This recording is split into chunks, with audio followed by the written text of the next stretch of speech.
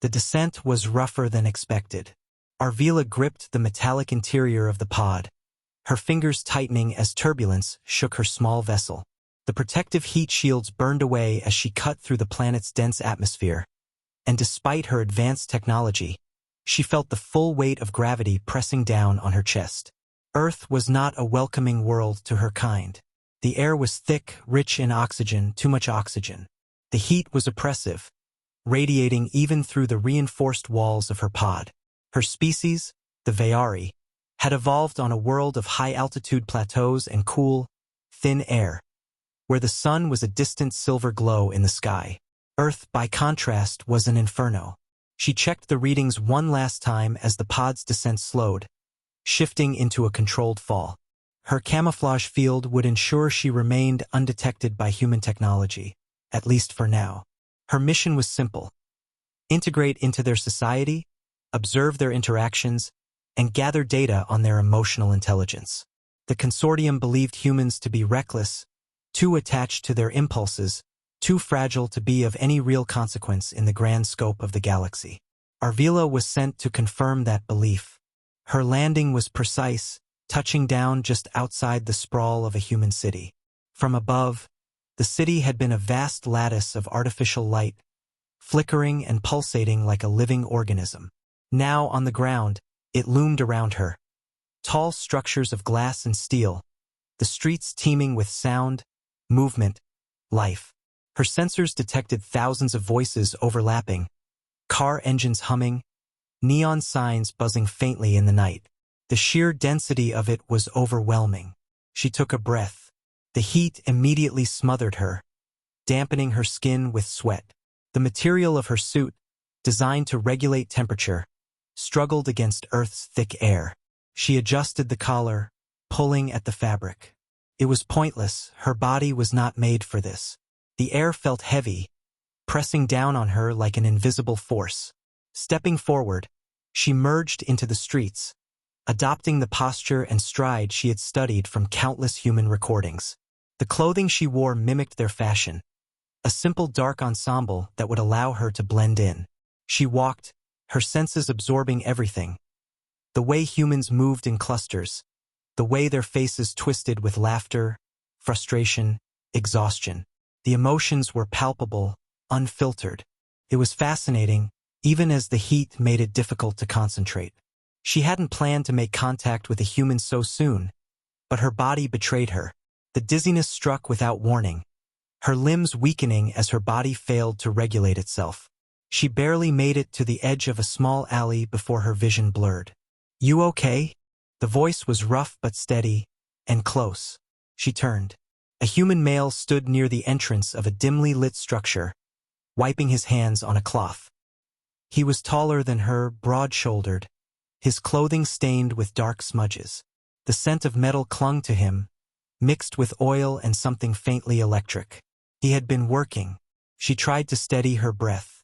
"It is hot." The human let out a short laugh. "Yeah, no kidding. Summer here is brutal. You look like you're about to pass out." Her mind scrambled for an appropriate response. She was not accustomed to deception, but revealing her identity was not an option. "I overheat." He frowned, eyes scanning her as if assessing whether she was in danger. "You need water or something? A place to cool off?" Her body ached for relief, but accepting assistance was a risk. And yet, her pulse was erratic, her temperature rising to dangerous levels. She had little choice. She nodded. "Yes." The human tilted his head toward the entrance of his building. "Come on, then. There's a fan inside." She hesitated before following him. The room was cluttered with machinery, half-assembled devices, metal parts strewn across workbenches. A fan in the corner rattled as it oscillated, pushing warm air around rather than truly cooling it. The human grabbed a clear bottle from a nearby table and handed it to her. "Here, drink." Arvila studied the bottle. Water. She had read about it, knew it was vital to human survival, but her own kind absorbed moisture differently. Still, if she refused, it would raise suspicion. She twisted the cap, mimicking his earlier motion, and brought the bottle to her lips. The water was cold, shocking against her heated skin. "Better?" he asked. She nodded, even as sweat trickled down the back of her neck. Her clothing clung to her skin, making it unbearable. Without thinking, she reached for the outer layer of her suit and peeled it off, revealing the thinner underlayer beneath. It was designed for comfort, but human fashion did not follow the same logic. The human made a strange noise in his throat and quickly looked away. Right. Guess you're not shy." She tilted her head. "I do not understand." His expression shifted, an odd mix of discomfort and amusement. "Never mind. Just take it easy. You look like you're about to melt." She exhaled. The relief was immediate, though the heat still pressed against her skin. She studied him as he moved around the workshop, adjusting something on a machine. "Why do you assist me?" she asked. The human glanced at her.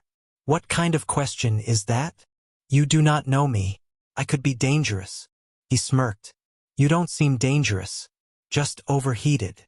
He was not wrong. She felt weak in a way she never had before. But she also felt something else. A strange warmth in her chest, different from the oppressive heat of the environment. Something unfamiliar. He leaned against the workbench, crossing his arms. "So, what's your story? You new in town or something?" She hesitated. Lying was difficult, but she could not reveal her mission. "Yes, I am traveling." "Alone?" "Yes." He studied her for a moment, then shrugged. "Well, you should probably get out of this heat before you pass out." "Got a place to stay." She had prepared an alias, an identity, a fabricated life if needed.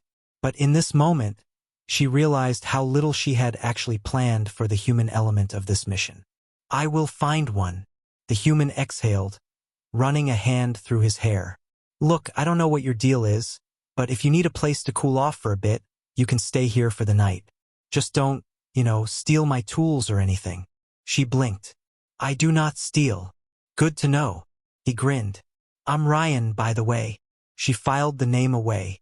Human names were strange, varied, and often without meaning. "I am Arvila." "Nice to meet you, Arvila. Now, let's see if we can keep you from overheating before you spontaneously combust." She watched him move, his presence radiating an energy she could not quite define. Her mission had just begun, but already she realized she had underestimated humans. They were far more complex than the consortium had ever believed. Arvila learned quickly. She had spent years studying human culture from a distance, analyzing their behaviors, languages, and mannerisms. But nothing compared to living among them. The chaos of their world, the unpredictability of their emotions, the way their expressions shifted from joy to frustration in an instant.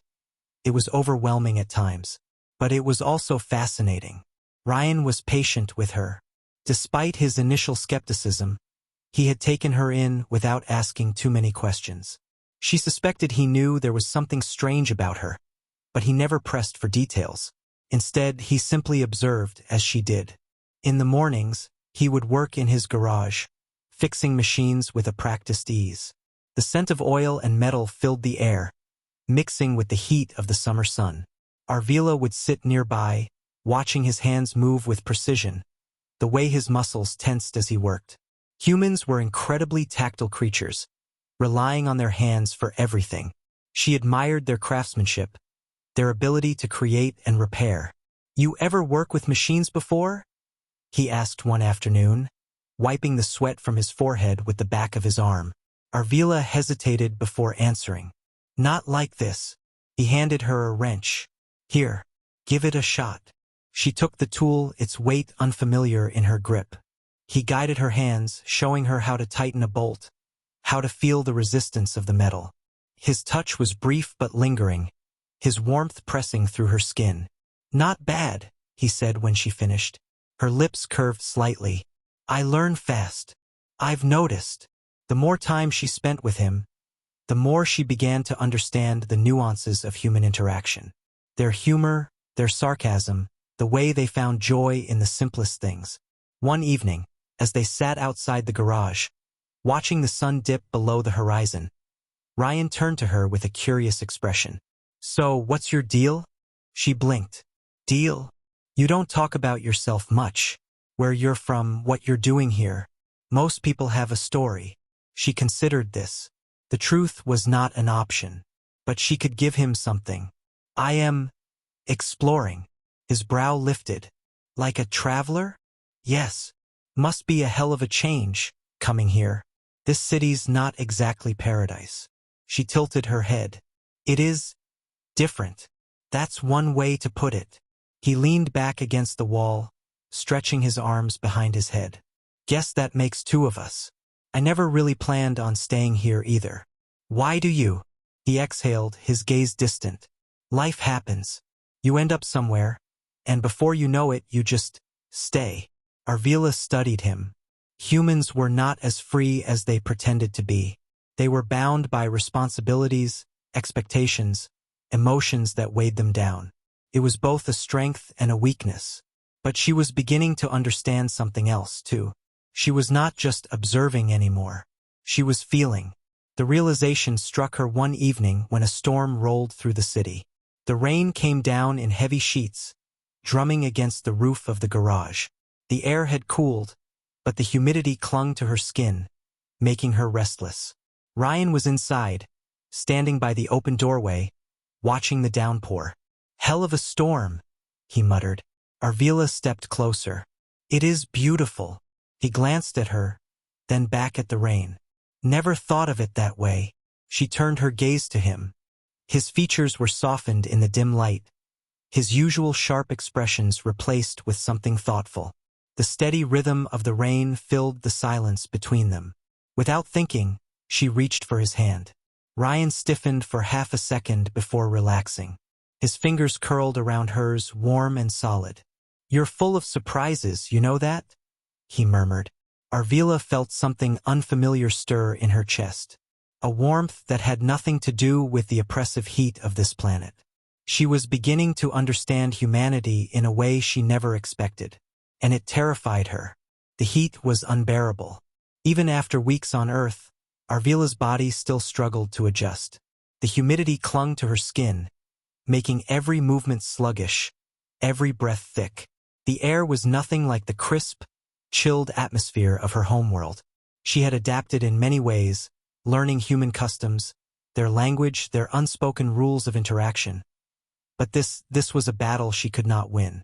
She sat on the edge of Ryan's workbench, trying to focus on the task in front of her.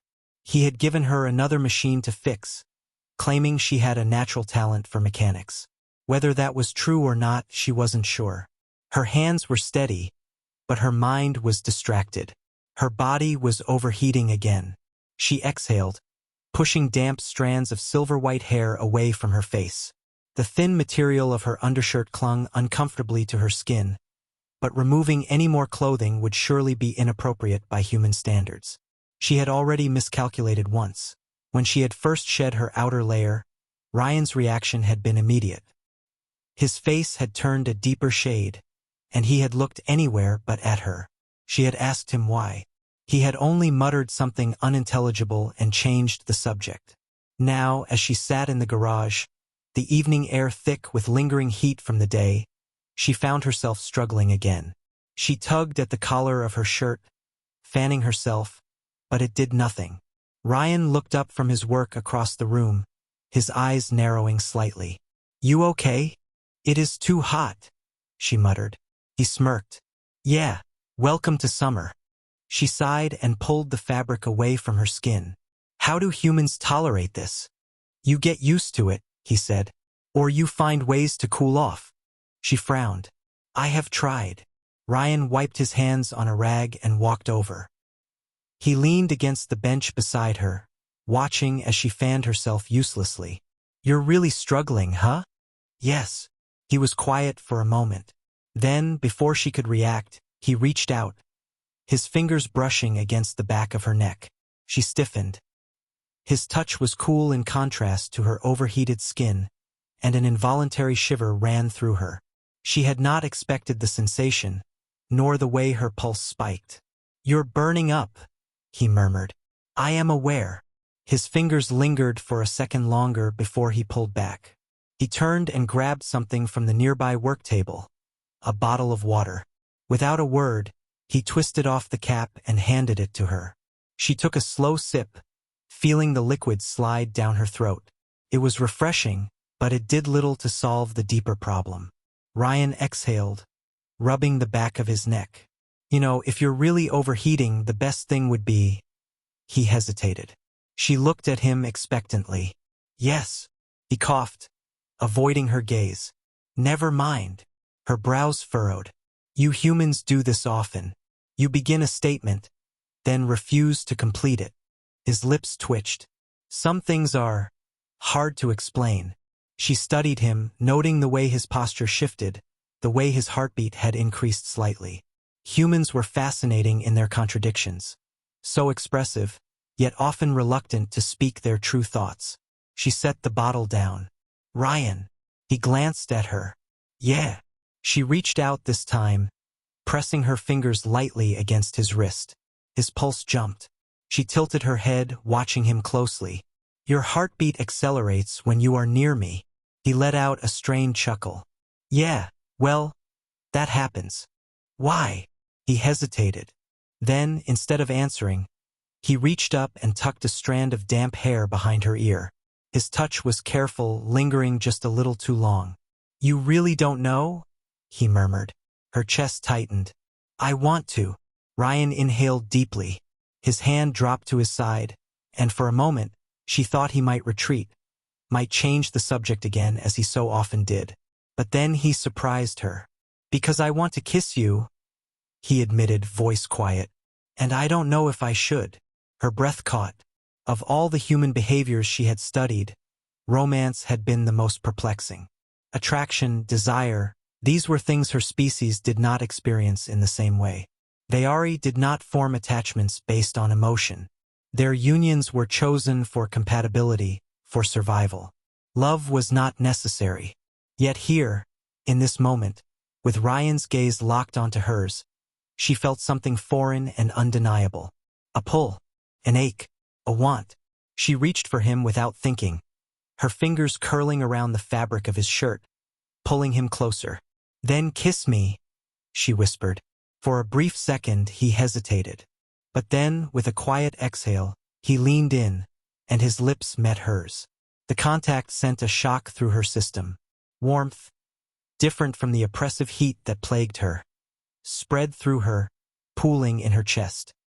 His hands found her waist, hesitant at first, then more sure as he pulled her against him. She had never felt anything like this before. Her people had warned her that emotions were dangerous, that attachment led to irrationality. But this was not weakness. This was something else entirely. And she wanted more. Arvila had never feared change before. Her mission had been clear: observe, integrate, report. But now, as she lay awake in the dim glow of Ryan's workshop, listening to the rhythmic hum of his breathing beside her, she realized she had changed. She had come to understand humanity not through data, not through silent observation, but through him. His laughter, his stubbornness, the way he touched her with both gentleness and hunger. These were things no report could quantify. And now, she faced a choice she had not anticipated. Her time on Earth was running out. The consortium would soon expect her return, and with it, her findings.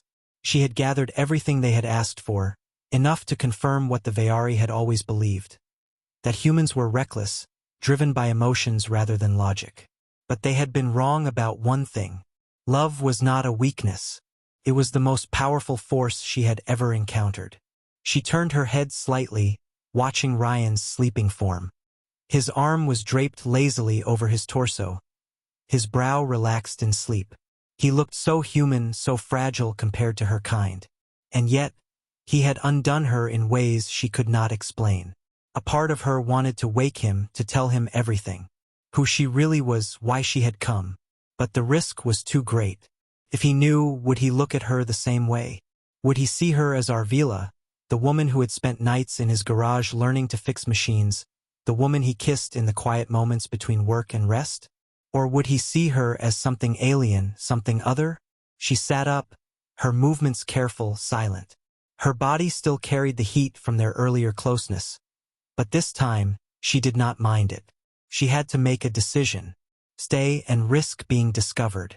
Leave and lose him forever. The weight of it pressed against her chest. A sound stirred behind her. "You're thinking too loudly," Ryan murmured sleepily. She stilled, her back to him. "I did not mean to wake you." His voice was rough with sleep. "You okay?" "No. I must go soon." The words came out before she could stop them. Silence stretched between them. Then the rustling of fabric as he sat up. "Go where?" She closed her eyes, searching for an answer he could accept. "Far from here."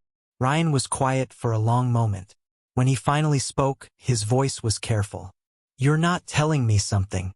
She turned to face him.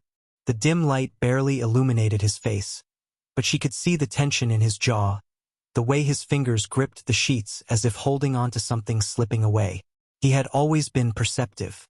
"I never lied to you," she said softly. "But you haven't told me the truth either." She reached for his hand, threading her fingers through his. "Would it change anything?" His grip tightened slightly. "I don't know." That was the hardest part. She wanted to believe that what they had was real, that he wouldn't care what she was or where she had come from. But humans were unpredictable, and she had already risked too much. Ryan exhaled sharply, rubbing a hand over his face. "So that's it? You just disappear." She hated the way his voice cracked slightly at the edges. "It is not what I want," she admitted. "Then don't go." Her heart ached at the plea in his voice. "You do not understand." "Then make me understand." For a split second, she almost told him everything. But before she could, the small communicator embedded in her wrist pulsed. An urgent, silent reminder. The signal was clear. They were coming for her. Her time was up. She stood, swallowing the lump in her throat. "I cannot." Ryan got up too, his movements sharp, restless. "Damn it, Arvila." He cut himself off, running a hand through his hair. "I don't even know what I'm supposed to say right now." She wanted to tell him he didn't have to say anything, that she already knew, that she felt it too. Instead, she reached for him one last time, pressing her palm against his chest, feeling the steady, strong rhythm of his heartbeat. "Remember me," she whispered. His hand covered hers. "Like I could forget." She stepped back, forcing herself to turn away before the pain in his eyes could shatter her resolve. Then, with one final glance, she slipped into the night. The departure was silent. Her people arrived without a trace, their technology cloaked from human eyes. She stood in the field outside the city, staring up at the sky as the ship materialized, its sleek form cutting through the darkness. "Report?" a voice asked from behind her. Arvila did not turn. "The mission is complete." And she hesitated. What would they do if she told them the truth? That humans were not reckless, not weak, but something else entirely? That she had found something here. Someone who defied all their calculations. That she did not want to leave? Slowly, she turned to face the elder who had come to retrieve her. "Humans are unpredictable." The elder's gaze was steady. "Then they are of no threat?" Arvila took one last look at the city in the distance. At the lights, the movement, the life.